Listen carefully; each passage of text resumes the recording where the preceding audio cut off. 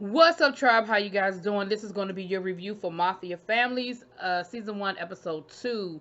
So we're still in Arizona. Karen and Corinna are still in Arizona. We see her talking to her mom, and her mom wants her to move back to Arizona. And she's like, "Look, you were always my partner in crime, and I feel like I lost you." When you were only supposed to go to New York temporarily, you ended up staying, and I just feel like I've lost you. Like I don't know, what's going on. And y'all told me in the chat that the show got canceled. So yeah, it was y'all told me the name of it. But yeah, so some of these people we know, if you saw, it was only like maybe what 3 episodes of the show before they canceled it. I didn't know they had canceled it. I just know I stopped seeing it. So I thought that was interesting, and I'm wondering what the story behind that is. Anyway, so um, Corinna's still messing with Paulie. And again, if you remember from that show, her and Polly, they fight, they're together, they love each other, then they fight, they cuss each other out, like they make up, break up, make up, break up. It is not a healthy situation from what I remember. So, um,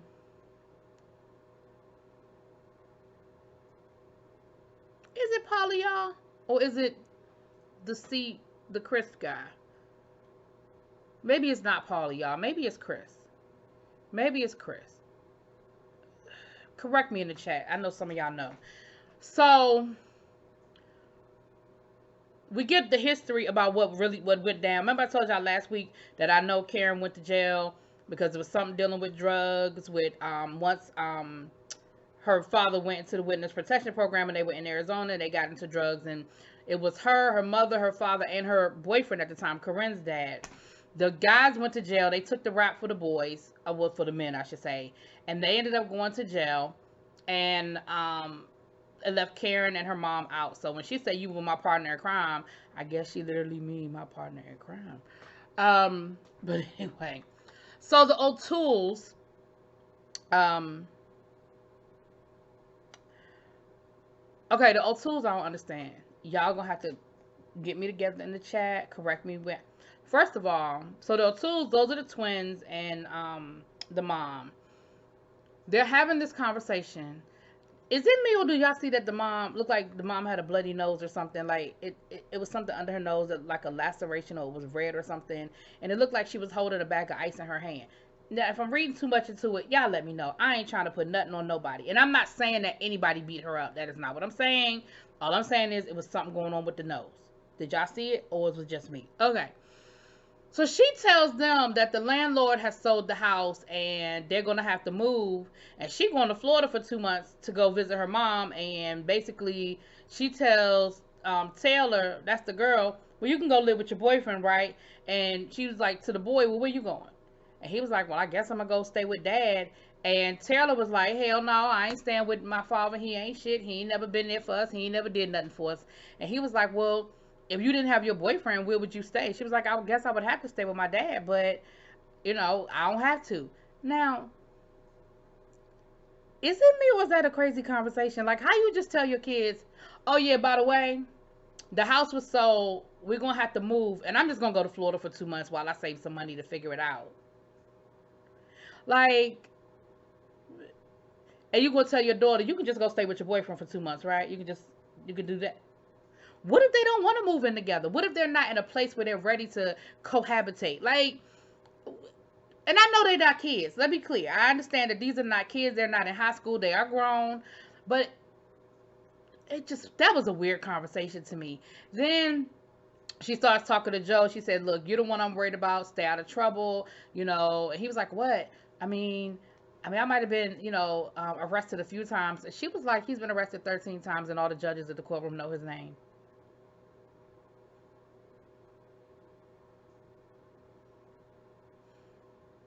How you arrested 13 times and you still, anyway.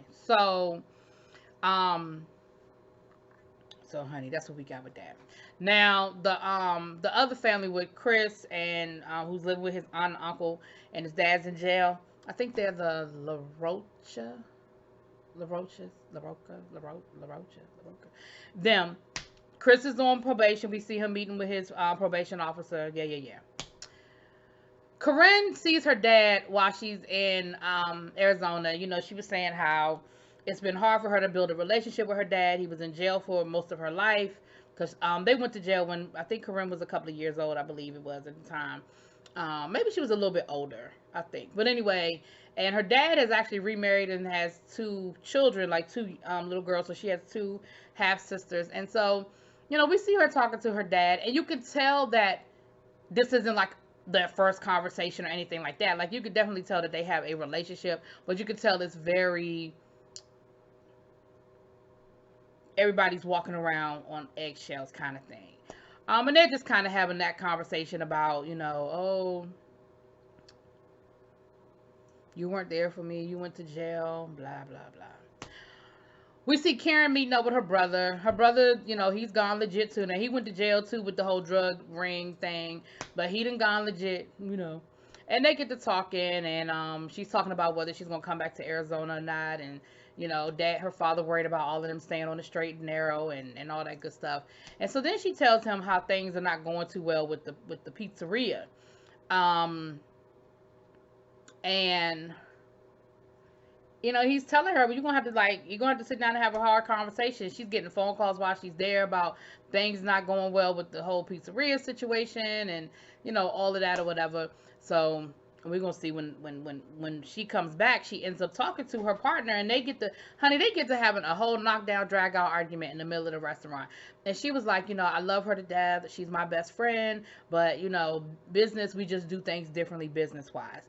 So my thing is, you can't go into business with everybody, and this might be a situation like that. But my issue is they got to screaming, yelling, arguing in the middle of the damn restaurant in front of customers, and I was like, nope, y'all can't think that that's professional. Like, that's fine. Like, y'all might have a kind of relationship where y'all can cuss each other out, and then 5 minutes later, y'all friends again. But everybody doesn't have that relationship, or everybody doesn't understand that. And so, as a person coming into your restaurant, I'm seeing y'all screaming and hollering, cussing each other out. That doesn't make me want to stay and or come back again. So, hopefully, they're gonna have to work that out, honey. They're gonna have to work that out.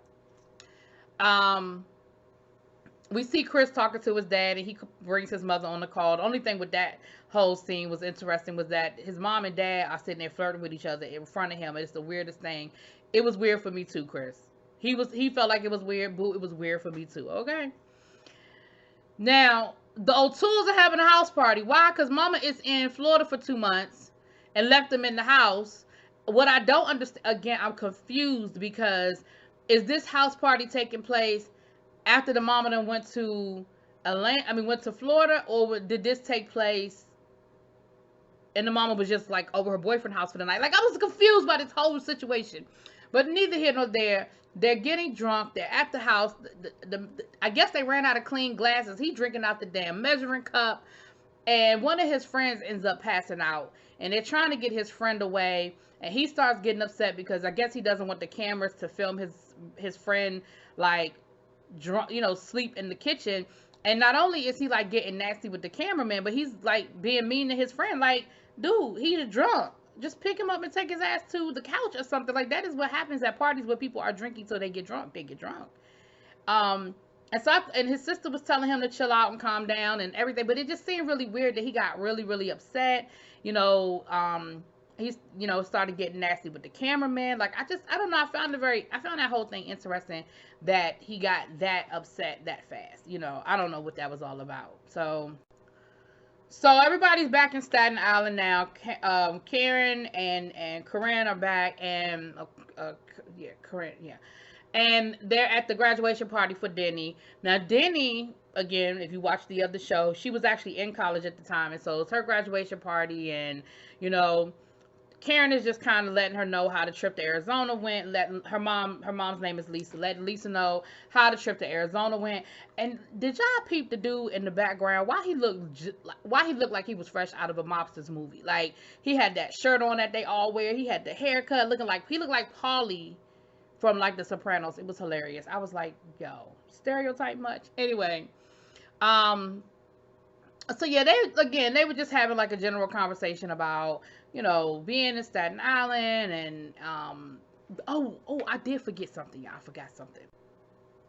So when they were in Arizona, the mom was saying how she was worried about Corinne, and being in Staten Island because she was worried about now that Sammy the Bull is out that he's gonna start stirring up some stuff. And then I said that on last week's review. I was like, while I know when Karen first came back to Staten Island, she was worried, but why does it seem like it's a new thing now? Because Sammy the Bull about to start some shit. He about to write another book because he done already wrote one book, right?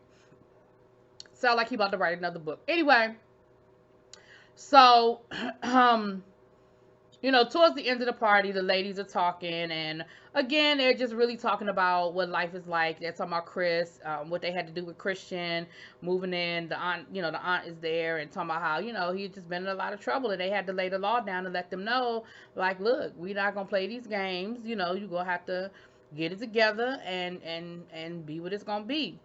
Now we see Joe and his mom meeting up for dinner. So I'm thinking she wasn't in Florida for 2 months. I'm thinking she must have just been away for the night because she's talking about the house and how they tore that house up, and they showing pictures of holes in the wall and shit. And I'm just like, their normalized dysfunction is just bothering me. Like, they just have some very normalized dysfunction. It's so weird to me, y'all. It is so weird. But she's telling him that he needs to, grow up and get it together, and he needs to stop playing so much, whatever. So then we see Karen meeting up with Christian's mom, the one who went to jail for drugs, and she's just asking him. I mean, they're again talking about, mafia life and acclimating themselves and stuff like that. And Karen tells her that she can get her felonies expunged off of her record. And she was like, what? I didn't know anything about it. I never heard that before. She was like, yeah. She was like, I got this stuff taken off my record, like, you can. She's like, really? She said, I'm gonna call my lawyer first thing tomorrow because I didn't know anything about it. And you teaching me something new, because I really wish I could get this stuff off my record, because it will open up some opportunities to me. So she ends up meeting with her attorney. She don't even know what her charges are. She doesn't know whether it's a felony or if they bumped it down to a misdemeanor. Like, she has no idea. But I'm thinking to myself, do you serve that much time for a misdemeanor? Anyway, he's going to check it and see if she's eligible for, because I think he was saying that you can only get one felony taken off. So if she has multiple felonies, then it's not something that's really going to help her. So they're going to do the research and figure it out. But definitely, if she can, she will. And she was saying she didn't know anything about it. So I think a lot of people who went to jail do not know all of the things that they can do to get things taken off their record and get things expunged and stuff like that. And I do wish that there were more resources to let people know that it was more that they could do. You know what I mean?